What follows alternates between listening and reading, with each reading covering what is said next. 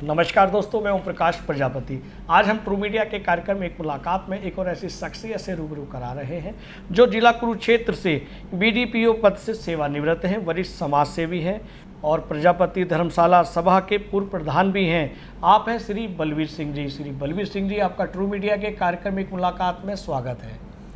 मैं true media के संपादक श्री ओम प्रकाश प्रजापति जी का बहुत बहुत धन्यवाद करता हूं कि आपने हमारे को इस लायक समझा। जी, आपका हार्दिक अभिनंदन है। आपका हम प्रश्नों की ओर बढ़ते हैं। जैसा कि हमें सूत्रों से पता चला है कि आप प्रजापति धर्मशाला सभा के 2015 के पूर्व प्रधान रहे हैं। जी हाँ। उस समय आपने धर्मशाला के अंदर क्या क्या कार्य किए, क्या क्या उसमें कार्य करवाए, उसके संबंध में हमारे प्रजापति समाज को बताएं। ठीक है। तो ओम प्रकाश जी, ऐसा है जी कि जब मैं 31 जनवरी 2015 में रिटायर हुआ जी तो तुरंत समाज के लोगों ने मेरे से कहा कि भाई बीडीओ साहब, आप जो है हमारी धर्मशाला का भी कुछ उद्धार करो। जी। तो सर, मैंने हिचकिचाहते हुए भी मैं ये सेवा कर लेते हैं। जी। हमने जो है उस सेवा की हाँ भर ली जी। और उन्होंने मुझे सर्वसम्मति से इस पद पर बनाया, बहुत अच्छे प्रधान पद पर बनाया जी। जी जी जी जी। और इसके बाद मैंने यहाँ देखा कि यहाँ सफाई की व्यवस्था जी और दूसरे कामों की व्यवस्था जो है वो पूर्ण रूप से नहीं थी। जी। अब मैं प्रशासनिक पद पर भी रहा हूँ, इसलिए मैंने जिन जिन कमियों को देखा, अब मैं यदि उनको गिनाऊं तो बहुत हैं जी। फिर भी मैं आपको कुछ बताता हूँ। जी जी जरूर। सबसे पहले जैसे मैंने यहाँ शपथ ली जी। तो शपथ में मैंने अपने प्रजापति समाज को ये विश्वास दिलाया कि आपकी इस धर्मशाला को मैं आपको इस लायक तो ज़रूर बनाऊंगा कि लोग जो है, जैसा कि यहाँ धार्मिक स्थल है, दूर दूर से आते हैं जी, तो उनको यहाँ रहने ठहरने खाने पीने की व्यवस्था जी बने। बहुत अच्छे। तो जनाब, जैसे मैंने पहली बार मीटिंग ली, उस मीटिंग के तुरंत बाद ही सबसे पहले मैंने इस धर्मशाला के चारों ओर छोटी चारदीवारी थी जी, तारबंदी करवाई। बहुत अच्छे। शरारती तत्व चारों ओर से खुला है जी।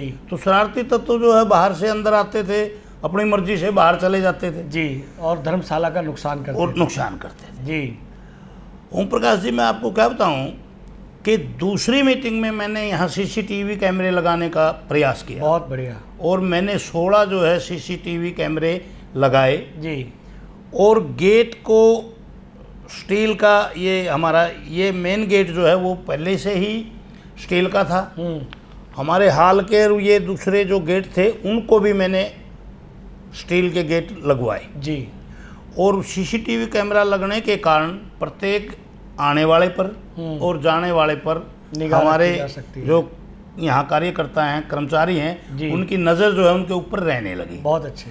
हमने बहुत सारी चोरियां भी मतलब उनको पकड़ के दी, वे कौन आया कब गया। अगर चोरी होती थी ना तो हम उसको, किसी के पैसे मिल गए, किसी का ये मोबाइल उठ गया, किसी की कोई और चीज़ उठ गई, वो हमने इन कैमरों के माध्यम से ढूंढ कर दिया। बहुत अच्छे, बहुत अच्छे। तो इसके बाद मैंने जो है ना, यहाँ खाने का जो बच्चों के लिए प्रबंध था, यहाँ हमारी धर्मशाला में 155 कमरे हैं जी, 3 हाल हैं बड़े जी।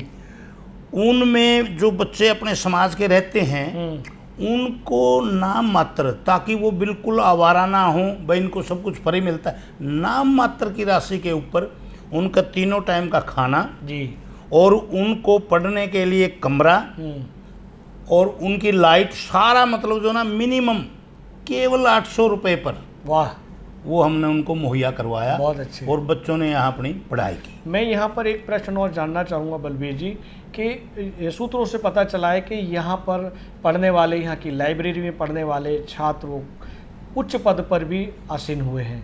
तो मैं ये जानना चाहूँगा कि वो जो छात्र उच्च पद पर आसीन हुए हैं वो क्या कुरुक्षेत्र के भी रहे या अन्य क्षेत्रों से भी यहाँ पर आए हैं? मैं बताता हूँ। यहाँ हमारी धर्मशाला में इस सारे हरियाणा से और यूपी से और राजस्थान से या दूसरी स्टेटों से, हिमाचल वगैरह से भी बच्चे जो है अपने समाज के यहाँ आते हैं जी, क्योंकि यहाँ यूनिवर्सिटी जो है बिल्कुल पास ही है जी।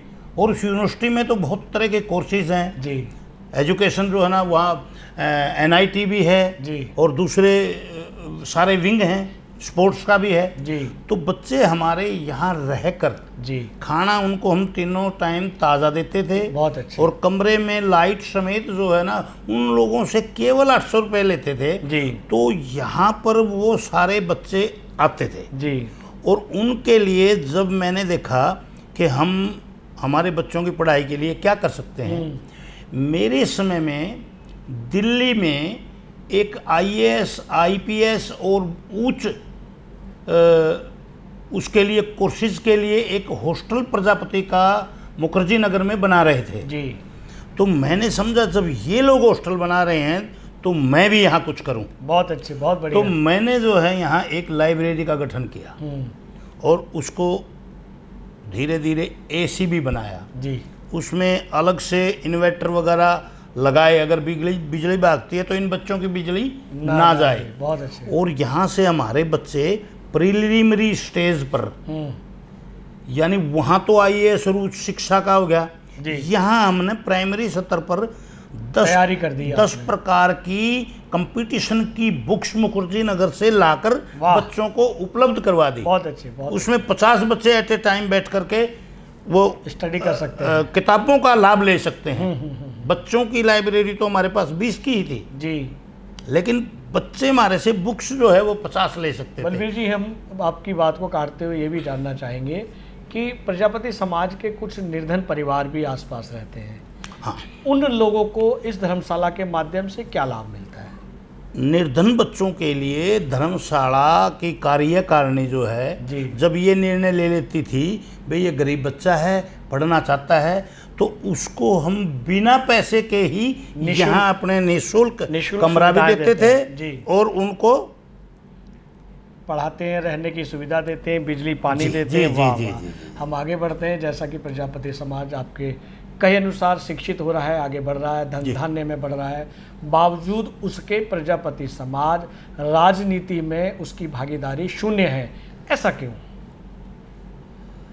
अब ये प्रश्न तो आपने राजनीतिक तौर से बड़ा कर दिया जी, तो इसका मैं आपको ये कहना चाहूँगा जी कि एक तो देश की आज़ादी के तुरंत बाद ही जी SC ST के लिए तो आरक्षण कुछ इस प्रकार का बन गया कि वो उनका राजनीति में भी सब कुछ उनको मिलने लगा जी, परंतु बैकवर्ड क्लास की जितनी बिरादरियां थी जी, उनके लिए उन्होंने प्रावधान नहीं किया जी, और आयोग पहले उन्होंने काका कालेलकर बनाया, उसको पटल पर ही नहीं आने दिया 20 साल।